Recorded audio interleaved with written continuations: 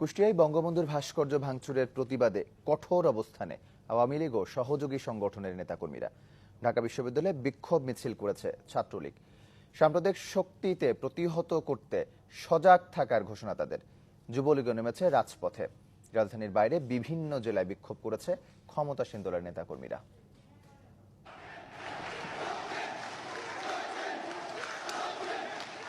কুষ্টিয়ায় বঙ্গবন্ধুর ভাস্কর্য ভাঙার প্রতিবাদে বিক্ষোভে ফুঁসছে রাজধানী সহ সারা দেশ।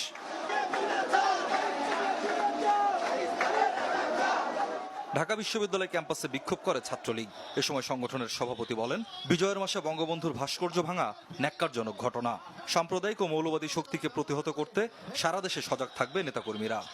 এদেরকে যদি আমরা এখনই উৎখাত করতে না পারি, তাহলে অদূর ভবিষ্যতে আমার মনে হয় এরা বাংলাদেশকে আফগানিস্তান বানাতে চাবে, বাংলাদেশকে পাকিস্তান বানাতে চাবে। তো আমরা বাংলাদেশ ছাত্রলীগ সোচ্চার আছি।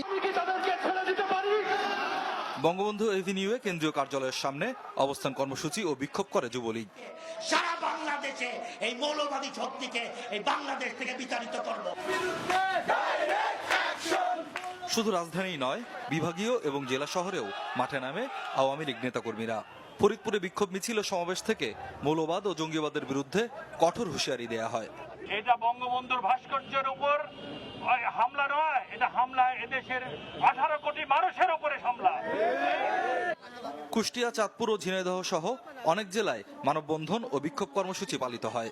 এ সময় বঙ্গবন্ধুর ভাস্কর্য ভাঙচুরের সাথে জড়িতদের কঠোর শাস্তির দাবি জানানো হয়। আপনাদের বিরুদ্ধে লড়াই করতে পারে, আপনাদের জায়গায় বাংলাদেশে হবে না। বঙ্গবন্ধু যারা শরীরে আঘাত করেছে, অসম্মান করেছে, তাদেরকে অবশ্যই গ্রেফতার করতে হবে। আমরা রাজপথে আছি, রাজপথে থাকবো, তাদের বাংলাদেশে কোনো ঠাঁই হবে না।